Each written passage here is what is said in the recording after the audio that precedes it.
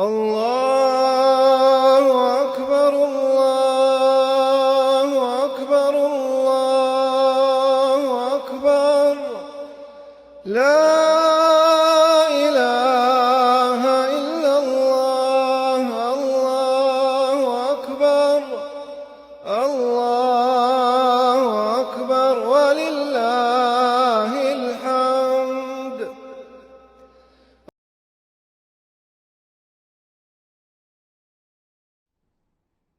نحمده ونستعينه ونستغفره ونعوذ بالله من شرور أنفسنا ومن سيئات أعمالنا.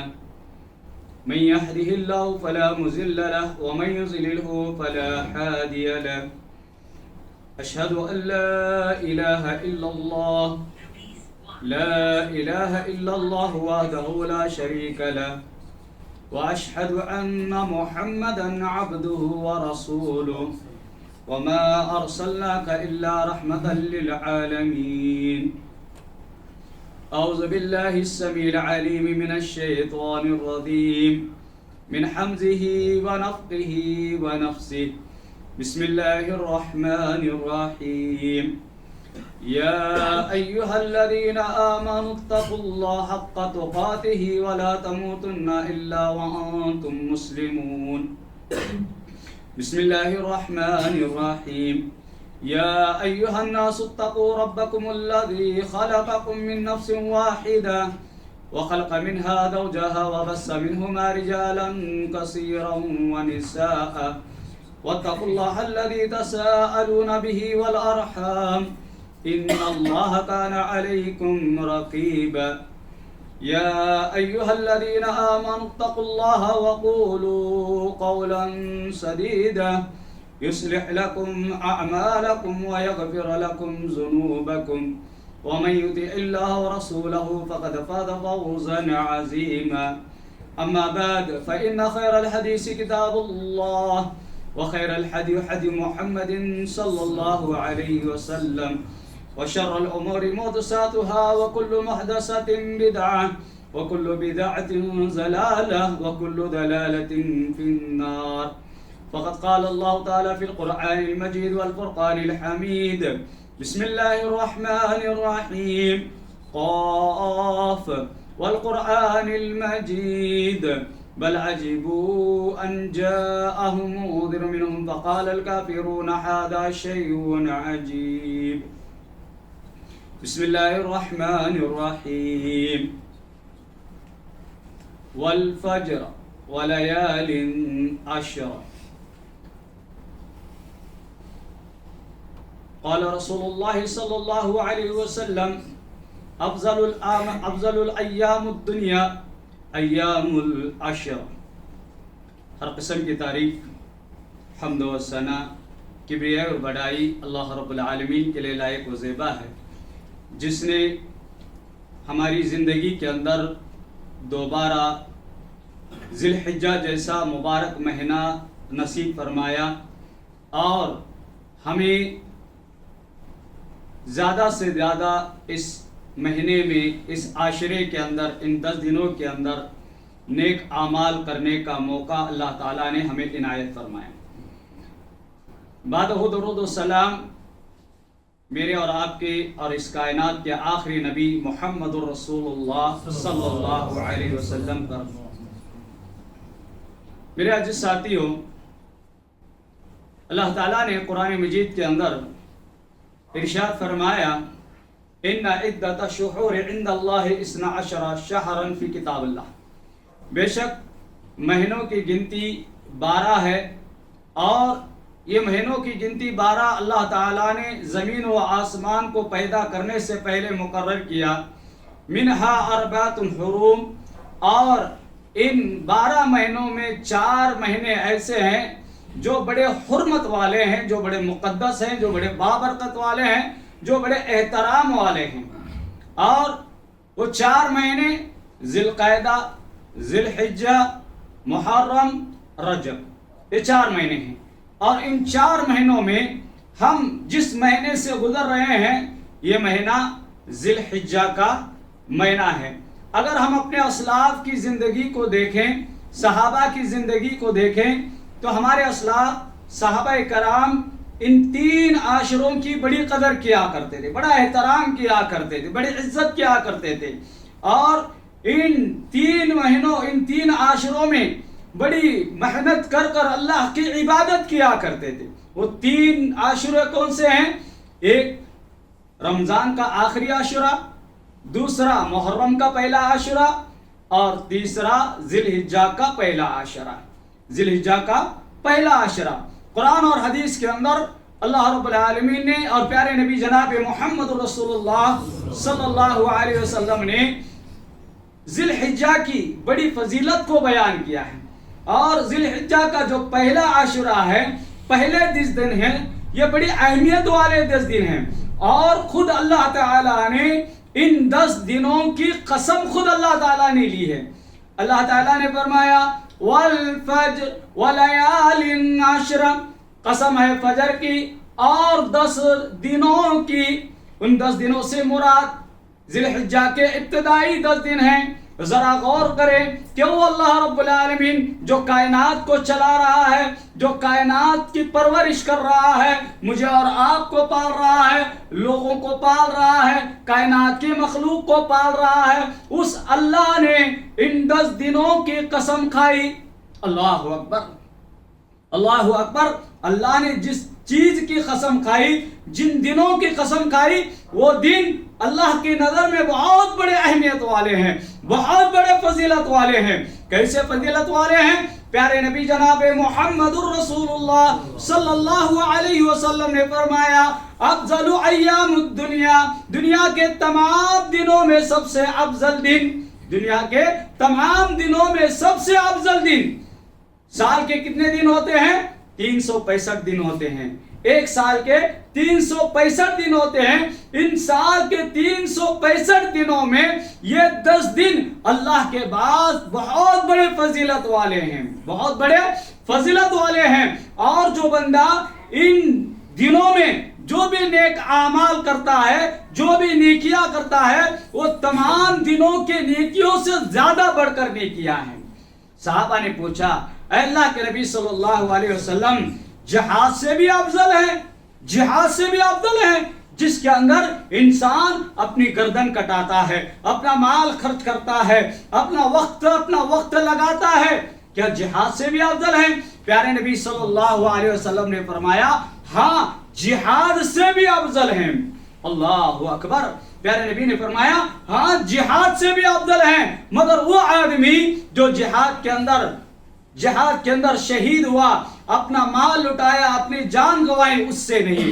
تو معلوم ہوا جہاد میں جانے کے بعد جتنا وقت وہ گزارتا ہے پھر واپس آتا ہے، اس سے بھی زیادہ فضیلت والے دن یہ ذی الحجہ کے دن ہیں، ذی الحجہ کے ایام ہیں۔ اور پیارے نبی جناب محمد رسول اللہ صلی اللہ علیہ وسلم نے فرمایا کہ جو آدمی ذی الحجہ کے دن جو بھی نیکی کرتا ہے، جو بھی عمل کرتا ہے، وہ دوسرے اعمال کرنے سے، دوسرے نیکیاں کرنے سے بھی زیادہ ثواب، زیادہ اجر ان دنوں میں اللہ تعالیٰ عطا کرتا ہے، ان دنوں میں اللہ تعالیٰ عطا کرتا ہے۔ اور ایک حدیث کے اندر پیارے نبی جناب محمد رسول اللہ صلی اللہ علیہ وسلم نے فرمایا کہ اللہ کو سب سے زیادہ پاکیزہ عمل اگر کسی دین کے اندر ہے تو وہ ذی الحجہ کے دنوں کے اندر ہے۔ اللہ کو سب سے زیادہ محبوب عمل اگر کوئی ہے تو وہ ذی الحجہ کے ایام میں کیے گئے اعمال اللہ کو سب سے زیادہ محبوب عمل ہیں، محبوب عمل ہے۔ تو یہ ذی الحجہ کا مہینہ بڑا قدر و منزلت والا مہینہ ہے، یہ ذی الحجہ کا مہینہ بڑا اجر و ثواب کمانے کا مہینہ ہے، یہ ذی الحجہ کا مہینہ بڑے نیکیاں کرنے کا مہینہ ہے۔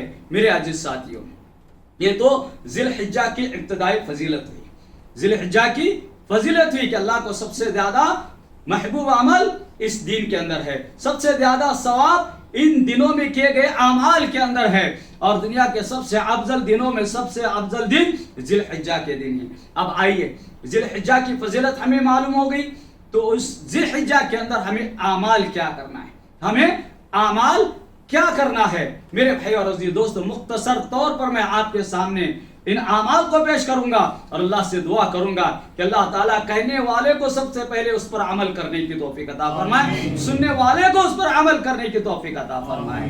میرے عزیز ساتھیوں، ذی الحجہ، یہ ایسا ذی الحجہ کا مہینہ، ذی الحجہ کے ایام ایسے ایام ہیں جس کے اندر تمام عبادتیں اکٹھا ہوتی ہیں۔ سال کی تمام عبادتیں اس دنوں میں، اس مہینے کے اندر اکٹھا ہوتی ہیں۔ دیکھیے، اس مہینے کے اندر روزہ بھی رکھنے کا حکم ہے، اس مہینے کے اندر قربانی دینے کا بھی حکم ہے، اس مہینے کے اندر صدقہ و خیرات کرنے کا بھی حکم ہے، اس مہینے کے اندر ذکر و اذکار کرنے کا بھی حکم ہے، اس مہینے کے اندر قرآن مجید کی تلاوت کرنے کا بھی حکم پیارے نبی جناب محمد رسول اللہ صلی اللہ علیہ وسلم نے دیا ہے۔ اور سب سے بڑی نیکی اگر اس ایام کے اندر ہے تو یوم النحر، قربانی کا عمل ہے۔ قربانی کی نیکی، سب سے بڑی نیکی ان ایام کے اندر ہے۔ تو میرے بھائیو اور عزیز دوستو، پیارے نبی صلی اللہ علیہ وسلم نے فرمایا کہ جو آدمی ان نیکیوں کو کرے گا اس کا صلہ آخرت کے اندر پائے گا، اللہ کے پاس اس کا بدلہ، ضرور اللہ کے پاس اس کا بدلہ پائے گا۔ تو آئیے ان دنوں کے اندر ہمیں جو اعمال کرنا ہے، جس کا اہتمام کرنے کا حکم پیارے نبی جناب محمد رسول اللہ صلی اللہ علیہ وسلم نے ہمیں دیا ہے۔ پہلا عمل پیارے نبی جناب محمد رسول اللہ صلی اللہ علیہ وسلم نے فرمایا کہ جب تم ذی الحجہ کا چاند دیکھو تو چاند دیکھنے کے بعد دعا پڑھو، اللہم احلہ علینا بالامن والایمان والسلامت والاسلام ربی وربک اللہ۔ اس دعا کے اندر اللہ نے ہمیں توحید کی تعلیم دی ہے، اللہ نے ہمیں الوہیت کی تعلیم دی ہے، اللہ نے ہمیں ایک عبادت کرنے کی تعلیم اللہ تعالیٰ نے ہمیں اس دعا کے اندر دی ہے۔ کیا تعلیم ہے اس دعا کے اندر؟ اللہ کے نبی جناب محمد رسول اللہ صلی اللہ علیہ وسلم نے فرمایا کہ تم چاند کو دیکھ کر، اور میرے بھائی اور عزیز دوستو، ہم چاند کو دیکھنا ایک غیر معمولی عمل سمجھتے ہیں، لیکن یہ عمل اتنا بڑا عمل ہے کہ پیارے نبی جناب محمد رسول اللہ صلی اللہ علیہ وسلم نے فرمایا من احب سنتی فقد احبنی، جو میری سنت سے محبت کرے گا، جو میری سنت پر عمل کرے گا، میں اس سے محبت کروں گا، اور جس سے میں محبت کروں گا کان معی فی الجنہ، وہ جنت میں میرے ساتھ ہوگا۔ اللہ اکبر۔ چاند کو دیکھنا پیارے نبی محمد رسول اللہ صلی اللہ علیہ وسلم کی سنت ہے۔ اگر کوئی آدمی یہ سمجھ کر چاند کو دیکھتا ہے کہ میرے نبی نے چاند کو دیکھا تھا، میں بھی چاند کو دیکھوں گا، میں بھی چاند کا دیدار کروں گا، عید کے چاند کا نظر، مہینوں کے چاند کا نظر کم ہے، مہینوں کے چاند کا نظر، رمضان کا چاند، بقرعید کا چاند، عید کا چاند، یہ سمجھ کر ہم دیکھیں کہ میرے نبی نے چاند کو دیکھا تھا۔ جس طرح حضرت عمر رضی اللہ تعالیٰ عنہ کعبۃ اللہ کا طواف کر رہے ہیں، کعبۃ اللہ کا طواف کر رہے ہیں، اور جب حجر اسود کے قریب جاتے ہیں تو حجر اسود سے کہتے ہیں اے حجر اسود، تو ایک معمولی پتھر ہے، تو ایک معمولی پتھر ہے، میں تجھے اس لیے چوم رہا ہوں کہ میرے نبی نے تجھے چوما تھا۔ اللہ اکبر۔ یہ محبت ہمارے دلوں کے اندر ہونی چاہیے، یہ سنت کی طرف یہ جذبہ ہمارے دلوں کے اندر ہونا چاہیے۔ تو پہلا عمل چاند کو دیکھیں کہ میرے نبی نے چاند کو دیکھا تھا، اور میرے نبی نے چاند کو دیکھ کر دعا پڑھنے کا حکم دیا ہے، اللہم احلہ علینا بالامن والایمان، اے اللہ اس چاند کو ہمارے لیے ایمان والا بنا، سلامتی والا بنا، ربی و ربک اللہ، اے چاند تیرا اور میرا رب اللہ ہے، میرا اور تیرا رب کون ہے؟ اللہ ہے۔ تو اس کے اندر توحید کی تعلیم ملی کہ مجھے پیدا کرنے والا، چاند کو بنانے والا اللہ رب العالمین ہے۔ تو پہلا عمل اللہ کے نبی صلی اللہ علیہ وسلم کا ہے۔ دوسرا عمل پیارے نبی جناب محمد رسول اللہ صلی اللہ علیہ وسلم نے ان ایام کے اندر روزے رکھنے کا حکم دیا، روزے رکھنے کا حکم دیا کہ تم ان ایام کے اندر کثرت سے جو بھی نیک اعمال کرو گے، جو بھی عبادت کرو گے، وہ اللہ کے پاس تمہارے لیے زیادہ اجر و ثواب کا باعث بنے گی۔ اگر ہم ایک روزہ اللہ کے لیے ایک روزہ رکھتے ہیں، نفل روزہ ایک اللہ کے لیے رکھتے ہیں، پیارے نبی جناب محمد رسول اللہ صلی اللہ علیہ وسلم نے فرمایا کہ اللہ تعالیٰ اسے जहन्नम से इतने दूर करेगा जितना दूर इंसान 70 साल की मुसाफिर 70 साल सफर कर कर जाता है, जहां रुकता है उतने दूर अल्लाह ताला उसे जहन्नम से कर देगा, उसके चेहरे को जहन्नम से कर देगा। अल्लाह अकबर। एक रोजा रखना इतना बड़ा फजीलत वाला अमल है। और अल्लाह के नबी जनाब मोहम्मद रसूलुल्लाह सल्लल्लाहु अलैहि वसल्लम ने फरमाया कि अल्लाह ताला कहता है अस्सौमु ली, ऐ मेरे बंदो तुम मेरे लिए रोजा रखते हो तो मैं उसका अजर और सवाब अता करूंगा। तो इसका सवाब अल्लाह ताला ने मख्फी रखा है, किसी को नहीं बताया। नमाज पढ़ेंगे तो इतना सवाब है, ज़कात देंगे तो इतना सवाब है, हज करेंगे तो इतना सवाब है, लेकिन रोजों का अजर, रोजों का सवाब अल्लाह ताला ने मख्फी रखा है। जिस तरह रोजा मख्फी है उसी तरह अल्लाह ताला ने सवाब भी मख्फी अल्लाह ताला ने रखा है, छुपा कर अल्लाह ताला ने रखा है। तो इस महीने के अंदर अल्लाह के नबी सल्लल्लाहु अलैहि वसल्लम 9 भी रोजे रखते थे, 8 भी रोजे रखते थे, अपने इस्तिताअत के मुताबिक रोजा रखते थे। लेकिन एक खास रोजे का हुक्म अल्लाह के नबी जनाब मोहम्मद रसूलुल्लाह सल्लल्लाहु अलैहि वसल्लम ने दिया है। और वो खास कौन सा है रोजा? 9 अरफे का रोजा। 9 अरफे का रोजा। प्यारे नबी सल्लल्लाहु अलैहि वसल्लम ने फरमाया कि जो बंदा 9 अरफे का रोजा रखता है अल्लाह ताला उसके पिछले 2 साल के गुनाहों को माफ करता है। कितनी बड़ी फजीलत वाला रोजा, कितनी बड़ी फजीलत वाला रोजा। और हमारे लिए, मेरे और आपके लिए कितना बड़ा गनीमत का मौका है कि हम अपने गुनाहों की तलाफी कराएं, अल्लाह के पास अपने गुनाहों को माफ कराएं। मेरे भाई और अजीज दोस्तों, अगर हम एक रोजा रखते हैं अल्लाह हमारे 1 साल अगले और 1 साल पिछले 2 साल के गुनाहों को माफ कर देगा। 2 साल के गुनाहों को अल्लाह ताला माफ कर देगा। तो दूसरा अमल रोजा रखना। अगर आप 9 रखना चाहते हैं तो 9 भी रख सकते हैं। अगर आप 9 नहीं है, एक रोजा 9 अरफा का रोजा रखना चाहते हैं तो आप एक रोजा भी रख सकते हैं। और उसके बाद तीसरा अमल, यह अमल बहुत बड़ी अहमियत वाला अमल है। और इस अमल के अंदर अक्सर मुसलमान फेल होते हैं, अक्सर मुसलमान नाकाम होते हैं, अक्सर मुसलमान गफलत बरसते हैं इस अमल के अंदर। वो अमल कौन सा है? अल्लाह ताला कुरान मजीद के अंदर इरशाद फरमाता है, इन्नल लज़ीना यतलूना किताबल्लाह व अक़ामुस्सलाह व मिम्मा रज़क़नाहुम सिर्रन व अलानिया यरजूना तिजारतन लन तबूर। अब देखिए इस आयत के अंदर, सूरह फातिर आयत नंबर 29 के अंदर अल्लाह ताला ने 3 आमाल का जिक्र किया है। 3 आमाल का जिक्र किया है। और ये 3 आमाल हमें इस ज़िलहिज्जा के महीने में भी करना है और इस महीने के बाद भी, मरते दम तक भी हमें इसके ऊपर अमल करना है। 3 आमाल कौन से हैं? नंबर 1, अल्लाह ताला ने फरमाया इन्नल लज़ीना यतलूना किताबल्लाह, बेशक जो लोग मेरी किताब की तिलावत करते हैं। अल्लाह की किताब से मुराद कुरान मजीद है, कुरान मजीद की तिलावत करते हैं। अब इसके अंदर भी मुसलमान सबसे ज्यादा पीछे है। देखिए आज जुमा का दिन है। आज क्या है? जुमा का दिन है। और जुमा के दिन प्यारे नबी सल्लल्लाहु अलैहि वसल्लम की सुन्नत क्या है?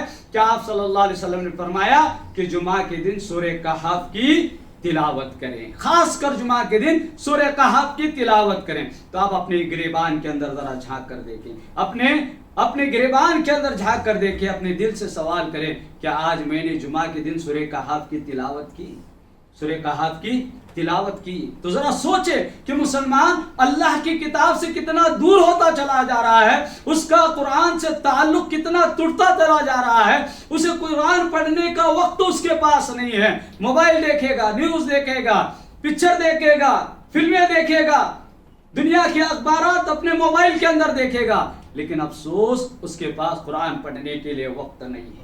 कुरान पढ़ने के लिए वक्त नहीं है। याद रखो मेरे भाई और अजीज दोस्तों, प्यारे नबी जनाब मोहम्मद रसूलुल्लाह सल्लल्लाहु अलैहि वसल्लम ने फरमाया कि जो बंदा अल्लाह की किताब की तिलावत करता है, अल्लाह की किताब की तिलावत करता है, अल्लाह ताला उसे दुनिया में भी खैर और बरकतें और रहमतें देता है, और मरने के बाद भी अल्लाह ताला उसके लिए रहमतें और बरकतें और रहमतें और बरकतें अल्लाह ताला खैर और भलाई का मामला अल्लाह ताला उसके साथ करेगा।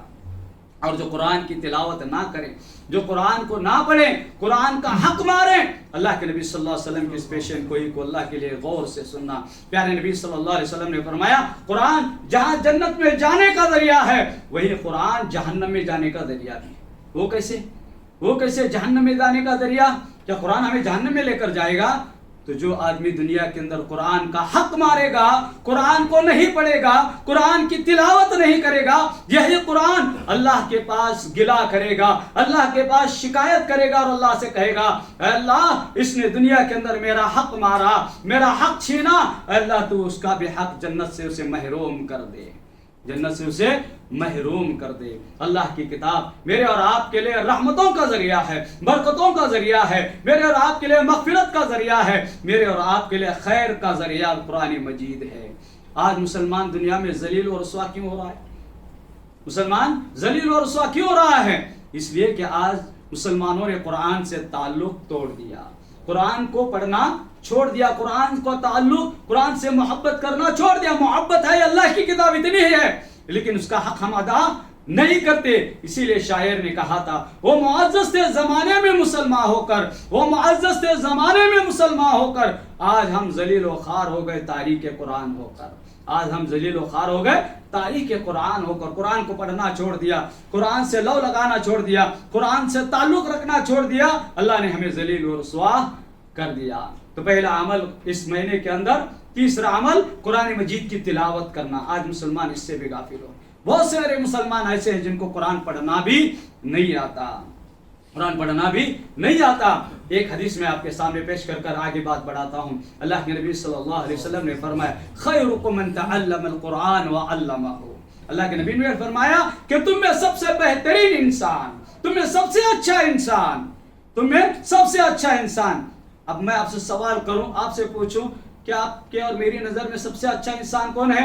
تو ہم لوگ کہیں گے جس کے پاس کھانے کے لیے اچھا کھانا ہے، پہننے کے لیے اچھے کپڑے ہیں، رہنے کے لیے اچھا مکان ہے، پھرنے کے لیے اچھی گاڑیاں ہیں، بینک بیلنس زیادہ ہے، عمارتیں زیادہ ہیں، اور سوسائٹی کے اندر، معاشرے کے اندر اس کی بڑی عزت ہے، بڑی شہرت ہے، لوگ اس کی واہ واہ کرتے ہیں۔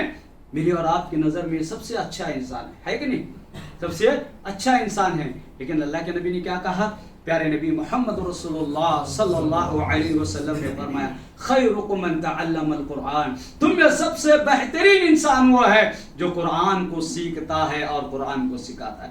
حالانکہ اس کے پاس، اگرچہ کہ اس کے پاس پہننے کے لیے اچھے کپڑے نہیں ہیں، کھانے کے لیے اچھا کھانا نہیں ہے، 3 وقت کے بجائے 2 وقت کھانا کھاتا ہے، سوکھی روٹی کھاتا ہے، پہننے کے لیے اچھے کپڑے نہیں ہیں، پھرنے کے لیے گاڑیاں نہیں ہیں، رہنے کے لیے اچھا مکان نہیں ہے، بینک بیلنس نہیں ہے، لوگوں میں اس کی کوئی وقعت نہیں ہے، لوگ کوئی اسے پہچانتے نہیں ہیں، جانتے نہیں ہیں، لیکن وہ اللہ کی کتاب کی تلاوت کرتا ہے، اللہ کی کتاب کو سیکھتا سکھاتا ہے، تو اللہ کے نظر میں سب سے بہترین انسان ہے۔ اور میری اور آپ کی زندگی، میری اور آپ کی فکر بھی یہی ہونا چاہیے کہ مجھے اللہ کی نظر میں اچھا ہونا ہے۔ لوگ مجھے کچھ بھی کہے، لوگوں کی نظر میں میری کوئی وقعت نہیں ہے، کوئی حرج نہیں ہے، لیکن اللہ کے نظر میں میری اوقات، اللہ کے نظر میں میری زندگی اچھی ہونی چاہیے، اللہ کے نظر میں اچھا بننے کی کوشش کروں۔ تو اللہ کی کتاب۔ دوسرا عمل وَأَقَامُوا الصَّلَاةَ، نماز کو قائم کرو۔ اللہ کے نبی نے خاص کر اس مہینے کے اندر، ذی الحجہ کے ابتدائی 10 دنوں کے اندر نماز کا اہتمام کرنے کا حکم دیا ہے۔ فرض نماز تو ہمیں زندگی بھر پڑھنا ہے، لیکن اس کے ساتھ ساتھ نفل نماز پڑھنے کا بھی حکم پیارے نبی صلی اللہ علیہ وسلم نے پڑھنے کا حکم ہمیں دیا ہے۔ نماز یہ ایسا عمل ہے جس کے اندر بہت سارے مسلمان غفلت کرتے ہیں، بہت سارے مسلمان غفلت کرتے ہیں۔ جمعہ کی نماز کے تعلق سے آپ کو ایک بات بتاتا چلوں، شاید آپ نے یہ بات سنی بھی ہوگی۔ جمعہ کی نماز کا اصل ثواب کا حقدار انسان وہ ہے، جمعہ کا پورا ثواب اس آدمی کو ملے گا جو آدمی جمعہ کی فجر کی نماز باجماعت ادا کرے، جمعہ کی فجر کی نماز باجماعت ادا کرے، اسے جمعہ کا پورا ثواب ملے گا، ورنہ اس کا ثواب آسمان اور زمین کے درمیان ڈگمگاتا رہے گا، مشکوک رہے گا، شبہات میں رہے گا۔ اللہ تعالیٰ چاہے تو اسے ثواب دے، اللہ تعالیٰ چاہے تو اسے یوں ہی اس کے ثواب کو ضائع کر دے۔ تو جمعہ کی فجر کی نماز بڑی اہمیت والی نماز ہے، جو انسان جمعہ کی فجر کی نماز ادا کرتا ہے جمعہ کا پورا ثواب اسے ملتا ہے، اور جو فجر کی نماز نہ پڑھے اس کا ثواب مشکوک ہے۔ تو میرے بھائی اور عزیز دوستو، اگر ہم قرآن کا مطالعہ کریں تو قرآن کے اندر اللہ تعالیٰ نے جس عمل کو سب سے زیادہ زور دیا ہے، جس عمل کا سب سے زیادہ حکم دیا ہے، وہ ہے نماز۔ غالباً اللہ تعالیٰ نے 850 مرتبہ قرآن کے اندر نماز کا ذکر کیا ہے، قرآن کے اندر نماز کا ذکر کیا ہے۔ وَأَقِيمُوا الصَّلَاةَ وَارْكَعُوا مَعَ الرَّاكِعِينَ، نماز کو قائم کرو اور رکوع کرنے والوں کے ساتھ رکوع کرو۔ اور سورہ روم کے اندر اللہ تعالیٰ نے بہت بڑی بات نماز کے تعلق سے بتائی ہے، وہ کیا ہے؟ اللہ تعالیٰ نے فرمایا وَلَا تَكُونُوا وَأَقِيمُوا الصَّلَاةَ وَلَا تَكُونُوا مِنَ الْمُشْرِكِينَ، اے لوگوں نماز کو قائم کرو اور مشرکوں میں سے نہ ہو جاؤ، کفر کرنے والوں میں سے نہ ہو جاؤ، اللہ کا انکار کرنے والوں میں سے نہ ہو جاؤ۔ کیا مطلب اس آیت کا؟ اہل علم نے لکھا ہے کہ جو آدمی نماز کو قائم کرتا ہے، نماز پڑھتا ہے، وہ حقیقی مومن ہے، وہ حقیقی مسلمان ہے، وہ حقیقی اللہ اور اس کے رسول کی اطاعت کرنے والا ہے۔ اور جو نماز نہ پڑھے وَلَا تَكُونُوا مِنَ الْمُشْرِكِينَ، تو ایسے آدمی کا شمار مشرکوں میں سے ہو جائے گا، اللہ کے انکار کرنے والوں میں سے ہو جائے گا۔ جو نماز نہیں پڑھتا، جو نماز کو چھوڑتا ہے، وہ آدمی مشرکوں میں سے ہو جائے گا، اور مشرکین کا ٹھکانہ کہاں ہے؟ جہنم ہے۔ مشرکین کا ٹھکانہ کہاں ہے؟ جہنم ہے۔ تو ہم فیصلہ کریں، ہم مرنے سے پہلے اس بات کا فیصلہ کریں کیا مجھے مشرک بن کر مرنا ہے یا پھر نماز کو قائم کر کر مومن بن کر مرنا ہے۔ یہ مجھے اور آپ کو مرنے سے پہلے زندگی کے اندر اس کا فیصلہ کرنا ہے۔ تو نماز۔ اور تیسرا وَمِمَّا رَزَقْنَاهُمْ سِرًّا وَعَلَانِيَةً، اللہ تعالیٰ کہتا ہے کہ جو میرے بندے میرے راہ میں اپنے مال کو خرچ کرتے ہیں، سِرًّا وَعَلَانِيَةً، لوگوں کو دکھا کر بھی دیتے ہیں، لوگوں سے چھپا کر بھی دیتے ہیں، لوگوں کو دکھا کر بھی، لوگوں کو چھپا کر بھی دیتے ہیں، اللہ کے راستے میں خرچ کرتے ہیں، انہوں نے ایسی تجارت کی ہے میرے ساتھ جس کے اندر کوئی نقصان نہیں، کوئی خسارہ نہیں، کوئی ٹوٹا نہیں ہے۔ تو تیسرا عمل بھی اس کے اندر معلوم ہوا کہ اللہ کے راستے میں صدقہ و خیرات کرنا، اللہ کے راستے میں صدقہ و خیرات کرنا۔ اسی لجہ کے اندر جتنا آپ خیرات کریں گے، جتنا آپ صدقہ کریں گے، قربانی تو کرنا ہی ہے، قربانی تو کرنا ہی ہے، لیکن قربانی کے ساتھ ساتھ اللہ کے راستے میں اپنے مال کو خرچ کرنا ہے۔ جہاں مدرسے ہیں، جہاں یتیم لوگ ہیں، جہاں مجبور لوگ ہیں، جہاں بے بس لوگ ہیں، جہاں مسجدیں بنائی جا رہی ہیں، وہاں پر اپنے مال کو اللہ کے راستے میں خرچ کرنا ہے۔ اور جو اللہ کے راستے میں خرچ کرتے ہیں، اگرچہ ان کے پاس استطاعت ہے اور استطاعت نہیں ہے، دونوں حالتوں میں بھی اللہ کے راستے میں خرچ کرتے ہیں، اللہ تعالیٰ کا وعدہ ہے کہ اللہ تعالیٰ ان کی زندگیوں میں، ان کے کاروبار میں، ان کی تجارت کے اندر اللہ تعالیٰ برکت ہی برکت عطا کرے گا۔ دو مثالیں میں آپ کے سامنے رکھ کر اپنی بات کو ختم کروں گا۔ پہلی مثال، جو لوگ مالدار ہیں، جن کے پاس استطاعت ہے، وہ مال اللہ کے راستے میں خرچ کرتے ہیں۔ حضرت عثمان غنی کی مثال ہمارے سامنے ہے۔ پیارے نبی صلی اللہ علیہ وسلم کے داماد رسول ہیں، اللہ کے نبی کے داماد ہیں، یہ ان کی مثال ہمارے سامنے ہے۔ اور حضرت ابو بکر عمر رضی اللہ تعالیٰ عنہ کی ہمارے سامنے مثال ہے۔ وہ لوگ مال رہنے کے بعد بھی اللہ کے راستے میں خرچ کرتے تھے۔ یہ کام تو ہمارے لیے آسان ہے، مال ہے، پیسہ ہے، ہم خرچ کرتے ہیں، لیکن جس کے پاس مال نہیں ہے، جس کے پاس خرچ کرنے کی طاقت نہیں ہے، تو ایسا آدمی اس صحابی کو یاد کریں، حضرت ابو طلحہ رضی اللہ تعالیٰ عنہ کو یاد کریں۔ وہ صحابی رسول، جب اللہ کے نبی صلی اللہ علیہ وسلم نے مال کو جمع کرنے کا حکم دیا ہے، غالباً جگہ تبوک کو جانے کا موقع تھا، اللہ کے نبی صلی اللہ علیہ وسلم نے صحابہ کرام میں اعلان کیا کہ جنگ کو نکلنا ہے، آپ اپنے گھروں سے مال لائیے۔ ایک صحابی ایسے تھے جو غریب تھے، جن کے پاس دینے کی طاقت نہیں تھی، لیکن ان کے دل کے اندر یہ آرمان تھی، یہ آرزو تھی، یہ خواہش تھی کہ میں بھی اللہ کے راستے میں خرچ کروں، میں بھی اللہ کے راستے میں خرچ کروں۔ غریب صحابی تھے، جب ان کے دل کے اندر یہ تمنا ہوئی، یہ نیت ہوئی کہ میں اللہ کے راستے میں خرچ کروں، یہودی کے پاس جاتے ہیں اور کہتے ہیں کہ مجھے تیرے باغیچے میں کچھ کام ہے، تو دے دے، میں محنت کروں گا، میں محنت کروں گا۔ تو اس یہودی نے انہیں کہا کہ تم رات بھر اس باغیچے کے کھجور کے درختوں کو تم پانی پلانا، رات بھر میرے باغیچے کے اندر پانی پلانا۔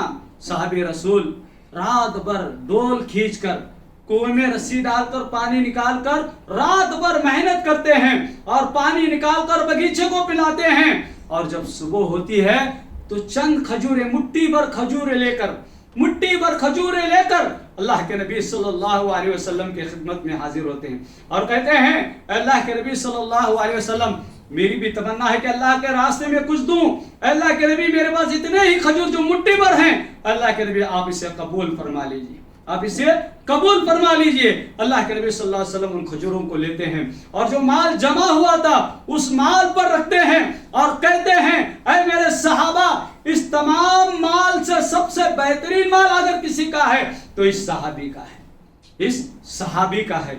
اللہ اکبر! یہ جذبہ ہمارے دلوں کے اندر ہونا چاہیے، یہ تمنا ہمارے دلوں کے اندر ہونا چاہیے کہ اگر میرے پاس دینے کے لیے نہیں کچھ بھی نہیں ہے، لیکن میں کچھ محنت کر اللہ کے راستے میں خرچ کروں، اللہ کے لیے دوں، تاکہ میرے لیے آخرت کا ذریعہ بن جائے، نیک اعمال کا ذریعہ بن جائے۔ وہ صحابہ تھے جو نیک اعمال کر رویا کرتے تھے، وہ صحابہ تھے جنہوں نے آخرت کی فکر کر رہتی دنیا تک ایک ایسا عمل کیا، رہتی دنیا تک قیامت تک انہیں ثواب ملے۔ حضرت عثمان بن عفان رضی اللہ تعالیٰ عنہ کے نام سے آج بھی ایک ایسا اکاؤنٹ کھلا ہے جس کے اندر آج بھی ان کے نام سے نیکیاں جمع ہوتی ہیں۔ ایک عمارت بنائی گئی ہے عثمان بن عفان رضی اللہ تعالیٰ عنہ کے نام سے، اور وہاں سے جو بھی پیسہ ملتا ہے وہ پیسہ لوگوں میں تقسیم کیا جاتا ہے، غریبوں میں تقسیم کیا جاتا ہے، اور الحمدللہ آج بھی اس کا جو اجر اور ثواب ہے اللہ تعالیٰ حضرت عثمان بن عفان رضی اللہ تعالیٰ عنہ کے نام اعمال میں لکھا ہے۔ تو میرے بھائی اور عزیز دوستو، ہماری خواہش ہونا چاہیے کہ ہم بھی اللہ کے راستے میں خرچ کریں، اللہ کے راستے میں اپنے مال کو خرچ کریں، اور ایسی جگہ مال خرچ کریں جہاں ہمیں یہ امید ہو کہ یہ مال ہمارے لیے آخرت کا ذریعہ بنے گا، مرنے کے بعد بھی ہمارے لیے نیکیاں اور ثواب کا ذریعہ بنے گا، اور اس کے لیے سب سے بہترین جگہ، سب سے بہترین موقع اللہ کے گھر ہیں، مساجد ہیں۔ اگر آپ اپنا مال مساجد میں لگاتے ہیں تو یہ مساجد تا قیامت رہنے والی جگہیں ہیں۔ یہ مساجد کیا ہے؟ تا قیامت رہنے والی جگہیں ہیں۔ اگر آپ کا پیسہ اس کے اندر لگے گا تو تا قیامت بھی اللہ تعالیٰ آپ کو اس کا اجر اور ثواب اللہ تعالیٰ، آپ مر جائیں گے، آپ کا جسم خاک میں مل جائے گا، آپ کی روح آسمانوں میں چلی جائے گی، لیکن آپ کا اجر اور ثواب اللہ تعالیٰ برابر آپ کے نام اعمال میں لکھتا رہے گا۔ مساجد، میرے بھائی اور عزیز دوستوں، میں محمد عمران جامعی، شہر بنگلور کے پاس کرناٹک کے اندر ایک چھوٹا سا شہر ہے، شہر ارسیکیرا، وہاں سے آپ کی خدمت پہ حاضر ہوا ہوں۔ وہاں پر الحمدللہ جس طرح آپ کی مسجد ہے، ایسے ایک چھوٹی مسجد بھی الحمدللہ ہمارے وہاں پر موجود ہے، جہاں پر میں تقریباً 20 سال سے خدمت کر رہا ہوں، وہاں پر امامت کر رہا ہوں۔ اور آپ کی جو مسجد کے امام ہیں یہ میرے ساتھی ہیں، ہمارے ساتھ مدرسے میں پڑھے ہوئے ہیں، یہ مجھے اچھی طرح بھی جانتے بھی ہیں الحمدللہ۔ تو وہاں پر ابھی مسجد کی توسیع کی جا رہی ہے، مسجد کو بڑھایا جا رہا ہے، جس کے اندر خواتین کے لیے بھی مسجد بنائی جا رہی ہے، خواتین کے لیے بھی مسجد بنائی جا رہی ہے، جس کا خرچہ تقریباً 20 سے 22 لاکھ روپے خرچہ ہے۔ تو آپ لوگوں سے مؤدبانہ گزارش کرتا ہوں کہ آپ لوگ اس مسجد کے لیے زیادہ سے زیادہ تعاون کریں۔ ایک سیمنٹ کا موٹا 350 روپے آتا ہے، اگر آپ 2 سیمنٹ کے موٹے کے پیسے دیں گے تو یہ سیمنٹ یا اینٹ یا بالو اگر آپ دیں گے تو اس کا خرچہ مسجد کے لیے ہوگا، اور اس کا اجر اور ثواب آپ کو تا قیامت تک بھی ملتا رہے گا۔ میں آپ سے پھر دوبارہ سہبارہ گزارش کرتا ہوں کہ آپ اپنے نام سے ایک رسید نکالیے، اپنے مرحومین کے نام سے ایک رسید نکالیے، تاکہ ان کے بھی اجر اور ثواب ملے، انہیں بھی نیکیاں ملے، آپ کو بھی مرنے کے بعد اس کا اجر اور ثواب، اس کا بدلہ اللہ تعالیٰ آپ کو بھی عطا کرے، دنیا کے اندر بھی عطا کرے۔ اللہ تعالیٰ سے دعا ہے کہ اللہ تعالیٰ ہم سب کی مغفرت فرمائے، اللہ ہمارے گناہوں کو معاف فرمائے، اللہ تعالیٰ ہمارے خطاؤں کو معاف فرمائے، اللہ ہمارے نیک اعمال کو قبول فرمائے، اللہ تعالیٰ آپ کی زندگی میں، آپ کے گھروں میں خیر اور برکتیں اور رحمتیں نازل فرمائے، اللہ تعالیٰ آپ کے کاروبار میں خیر اور برکتیں نازل فرمائے، اللہ تعالیٰ آپ کی پریشانی اور مصیبت کو دور فرمائے، اللہ تعالیٰ جو بیمار ہیں انہیں صحت و تندرستی عطا فرمائے، جو اس دنیا سے رخصت ہو چکے ہیں اللہ ان کے گناہوں کو معاف فرمائے، ان کے قبر کو جنت کا باغیچہ بنائے، ان کے نیک اعمال کو قبول فرمائے، کروڑ کروڑ جنت اللہ تعالیٰ نے نصیب فرمائے، آمین یا رب العالمین، وآخر دعوانا الحمدللہ رب العالمین۔